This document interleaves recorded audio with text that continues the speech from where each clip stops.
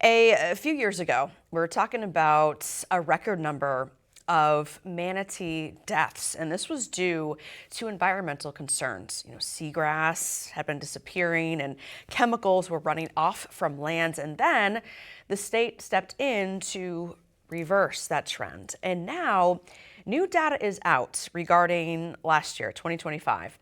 628 manatees, they died statewide. And while that number does sound really high, it's not as high as in previous years. And one area that has been in focus is the Indian River Lagoon in Brevard County. As 2026 begins, the future of the health of the lagoon is top of mind for Brevard County leaders. Our Greg Pallone, he digs deeper on the half-cent sales tax that has helped fund the lagoon's restoration and whether it will continue beyond this year. Watch. More than 100 Space Coast Lagoon restoration projects have been implemented in the past decade. The half-cent sales tax voted on back in 2016 has been used to fund the Save Our Indian River Lagoon program, which has already completed 111 projects to remove major sources of pollution. It generated $560 million in funding over the 10 years. Brevard County Commissioners voted last month to move forward with the idea of extending the half-cent sales tax referendum to benefit the lagoon through the Save Our Shores program. We gave them approval to start having the meetings necessary to prepare if we decide to put it on the ballot. So these meetings are designed to get staff to do their due diligence, to evaluate what we've done to date and how successful that's been, maybe where there's some problem areas. Another is a series of large baffle boxes. This underground structure in Melbourne is filled with debris trapping chambers, keeping pollution from flowing into the lagoon waters. One of 18 boxes installed by the city since 2015 when the half-cent tax passed. 2025's report of the lagoon's overall health shows signs of general stability for 4 out of the 5 basins. A lot of the stormwater programs, the baffle boxes, the muck removal, the things that we've done, septic to sewer, has really reduced the nutrient loading into the lagoon and has helped preserve the lagoon in the state that it is now. In Brevard County, Greg Pallone, Spectrum News. Yeah, Greg, thank you. Yeah, that lagoon health, it's so important to everything, including, of course, our beloved manatees. So I do want to bring in this week's guests. We have Citrus County Commissioner Holly Davis, and from the Save the Manatee Club, Dr. Beth Brady, Director of Science and Conservation. Ladies, welcome back to In Focus. Honored to have you here on the show. And Beth, if I may start with you, Greg's report on the Indian River Lagoon. I sometimes wonder if when we say pollution, people just think of garbage being strewn around. Water quality, though, is affected by so much more, isn't it?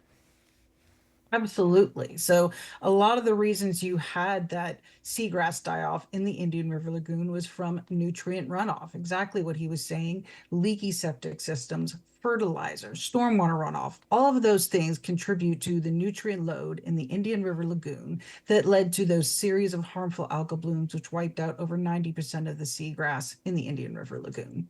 Wow, so it was 90% of the seagrass. Where are we now with that? So this research is still ongoing. We have had a lot more seagrass that we have been seeing in the Mosquito Lagoon. So that area is starting to come back, but we still have a long way to go to bring the Indian River Lagoon back to what it was before we lost all those seagrasses. So a lot of work to be done. So Commissioner Davis, are these the same type of concerns then for water quality on the west side of the state? What's happening? What's up? Absolutely. Every single year, we max out as many grants as possible to continue converting septic to sewer in Citrus County. And this year, just a few months ago, I'm immensely proud that I believe it was the Sierra Club who came to us and asked us to enact a stronger fertilizer ordinance. And we took their recommendations and essentially said, what's the toughest in the state? And we matched that. So we're doing everything we can to keep that nutrient load down as much as humanly possible. So let's just expound on that, Commissioner. What have you and your fellow county commissioners been doing that's, for lack of a better phrase, pro-manatee in Citrus County? What are you just super proud of right now with with some forward movement that can bring some optimism? Well, I've been the chair of the Tourist Development Council for 4 years now, and I am so proud to announce, we just announced this a few weeks ago, that we finally have an eco-compliant partner program. And the tour companies that, most of the tour companies that are locally based really do the best they can to be eco-compliant. Well, now they're actually going to get a badge of honor on that. And so we're putting out the word to tourists to please, please, please look for that badge, for that, that registration, that compliance, because it means everything to the health of the manatees, especially the colder it is and the more harassed they get, the worse their health is. So what the compliant partners do is they maintain the proper distance. They have zero tolerance harassment policy. They keep their boats at a very, very low speed. They do everything they can to ensure the health of our beloved manatees. And zero tolerance, what does that mean? What are the consequences? Oh, they'll probably, I don't really know what they are, but I'm sure that they would probably be yanking you out of the water. Yeah, no doubt indeed. And, and Beth, it just has me thinking, going back to, we were talking about seagrass, that is, of course, essential for manatees, essential food for them. But what else do they eat? I'm seeing all these images of lettuce and things, but I'm sure they eat other stuff, but there's also things that we are not allowed to feed them. Absolutely. So manatees can eat over 60 different varieties of seagrasses, and opportunistically, they may eat barnacles and tunicates on occasion. Even people will have images of them taking grass off of people's lawns. So they do have a very wide diet. And it's not really good to feed them in the wild. You never want to habituate animals to human presence. And another thing, Doctor, that we talk about, especially in January into February, is that water temperature, right? It gets cold outside, so manatees move to the springs. Educate us. Why is that? Yeah, manatees are the infamous snowbirds. When it gets cold and those waters get lower than 68 degrees, they move into those warm water refuges. Manatees look like they're big and chunky, so it means they have like a lot of warmth. Not so. Manatees have a really thin blubber layer. So what happens when it gets cold? They have to move to warm water refuges to stay warm, and they will stay there throughout the winter until those waters get closer to a temperature that they can tolerate, and then they'll go to their summertime refuges. And Commissioner, we are going to talk about tourism in just a bit, but it is in the best interest of the county, right, for the manatees to be a healthy part of the ecosystem. Just expound on that, and even some of the conversations that we're having as we enter 2026 as we are now. Well, I actually grew up on the Crystal River, and so I grew up during the period where there were literally just a few hundred manatees. And now we're at thousands and thousands, and we are the primary, I believe, the largest, and the doctor could probably verify this, but I believe we have the largest population of manatees in Citrus County throughout Florida, and they are everything to us, and we are a very tourism-based economy. We're trying to diversify, but we've been tourism-based for a very long time. And those of us who live here lovingly call them the floaty potatoes. So, but back to your compliance thing, I had a moment to think about that. If you're talking about the tour companies, they will be drummed out of the program. If you're talking about guests that are in the water, there is actually enforcement personnel from FWC and so forth out there patrolling those waters. And one of the great things about the eco-compliant partner program is that good behavior tends to drive more good behavior, and that also frees FWC up to do more important things. Because honestly, the only allowable deaths in any of our books is for old age, and so we really do have to protect them.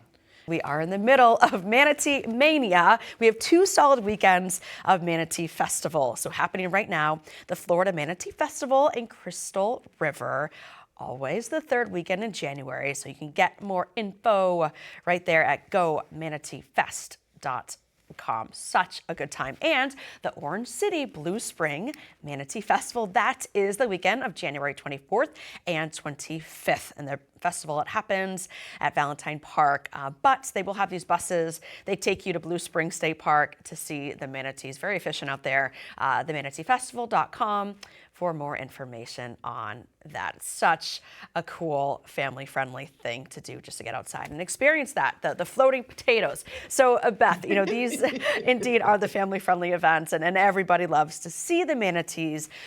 But it also helps, doctor, to raise awareness, right? So what does that awareness translate into for you? Absolutely. Yeah. So these events are really amazing because they can provide a lot of education about manatees, about their habitats, the environments that they live in, and a lot of education of what to do when you see a manatee in the wild, particularly what you want to do and how to protect manatees and not disturb or alter their behavior. So one of the things, particularly if you're paddleboarding or kayaking, one of my favorite taglines to say is, don't chase, just chill, relax, take your paddle out of the water, and just sit back and relax and watch the manatee and let the manatee be a manatee. Sometimes a manatee will come up to you and investigate, but it's always best to just sit back and relax and just watch it and let the manatee do its thing. And you never, ever, ever want to touch a manatee.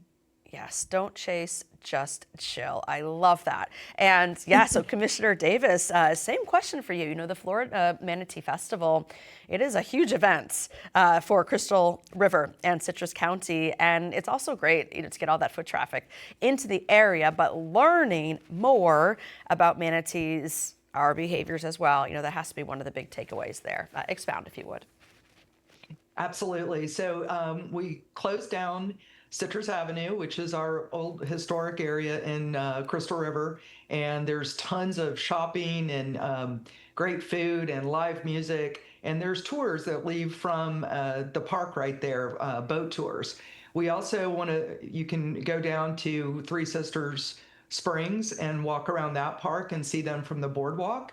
And actually, because I grew up flying, I'm a pilot, and so I can tell you that one of the coolest ways to see manatees is also from the air. So if you take an air tour over Crystal River, you wouldn't believe how many manatees you can see from up there. So that's also kind of a unique perspective. Wow, that's a beautiful perspective. Even drones, but being able to do it yourself, obviously a whole different experience. Well, it's very special. Mm-hmm. And Beth, back to what we were just talking about, with you can't go and touch the manatees, that being against the state law. Let's talk more about that, because it does affect a lot of us who are just naturally curious or who enjoy adventuring out into the rivers and lagoons. So this is, though, along the same lines of wild animals, how they get sort of domesticated if they are relying on humans, right? So what else do you know about that or advise us? Absolutely. So that's why we promote passive observation and not touching. There has been some literature with other marine mammals that shows that interacting with them can cause increased harassment, increased injuries from boats. It's just very detrimental to the animal itself. So we always promote passive observation, not interacting the animals to any human presence or trying not to habituate them to human presence. Commissioner, we were chatting during the break, and you have this passion project, something you've been working on for a long time. Tell us, so what is it called, and what's its mission, its purpose? So the Eco-Compliant Partner Program is a certification program for our tour operators that operate out of Crystal River and Homosassa, or out of Citrus County, the manatee capital of the world. And it codifies what proper behavior is around manatees to protect their health. Because in the winter, when they come in and they're crowding around the springs, and there's really no food source there, and inside the actual springs like Three Sisters and so forth, and they're hunkering down trying to sleep and stay warm and conserve energy. When the temperature comes up just enough, they will go out and forage in the rivers, and then when it gets cold again, they go back in there. But anytime you change their behavior, you harass them, you wake them up, you do any of those things, you are stressing them out, which is a dramatic, significant threat to their health. And so this Eco-Compliant Partner Program, it has those tour operators are leading the way. They are teaching their their guests, and also making sure that their guests follow the rules, which is to never touch, never approach. What did the doctor say? Chill. Yep. Chill. Don't chase, just chill. Yeah. And just be there, and certainly there are some bad humans in the world that would like to break those rules, but I like to think that most of us, if we are doing ecotourism and we want to enjoy these gentle giants or floaty potatoes, we don't want to injure them, but we just don't know any better as human beings, right? So this partner program is going to be a huge game changer, because we're going to market the heck out of, if you want to come do a tour in our county, please pick one of those tour operators, which is going to drive the other tour operators to become compliant and earn their own badge. And how do we know that they are compliant? When I'm Googling top 5, tour operators, how do we know? You can find a list of our tour operators at Discover Crystal River FL. .com, and their own individual websites and so on will carry that badge if they're doing their own marketing correctly. It's only been a few weeks since we announced this program, and you can certainly always call Discover Crystal River. Phone number would be on the website, and ask them which tour operators are part of the eco compliant program. Incredible. And Dr. Brady, what is then the outlook for manatees here in the Sunshine State? At one time they were really endangered, right? Where are we right now? So if you look at their populations now, and there were some synoptic surveys done by Florida Fish and Wildlife, the population ranges between 8,000 and 12,000 individuals. Now that's a high from back in the 1990s when we had over 1,000 individuals. So we're doing really, really well. But manatees aren't out of the woods yet. You talked in the beginning about habitat loss. That's a huge issue potentially going forward. We are seeing seagrass losses around the state. Another big issue going forward is warm water habitat. A lot of these power plants are going to go online for more clean and fuel efficient use. So those warm water outflows aren't going to be there anymore. So what will manatees do when we turn off the warm water? Will they learn about other places to go? So manatees are facing some really significant challenges here in the not too distant future. Is there a goal number, doctor, that you're striving for? A goal number for number of manatees? Yeah. That's a good question. That's a really good question. I don't know if we've ever determined the carrying capacity for manatees, or how many manatees can be in an environment. I always like to think about humpback whales, who sometimes their populations, what I've read, and I could be in the tens of thousands, right? So that would be great for manatees to have those, to have more individuals than we'd ever thought we could have. So I think there's never enough manatees in my opinion. I love that. I love that. And Commissioner, as we begin to wrap, just give me your best takeaway. What do you want folks to come away with when it comes to manatees, and you having grown up in that space, and you're surrounded and obviously have an affection? Well, the original the manatees were considered mermaids by sailors, which you look at their figure and you kind of wonder about that, exactly how much grog those sailors were drinking back in the day.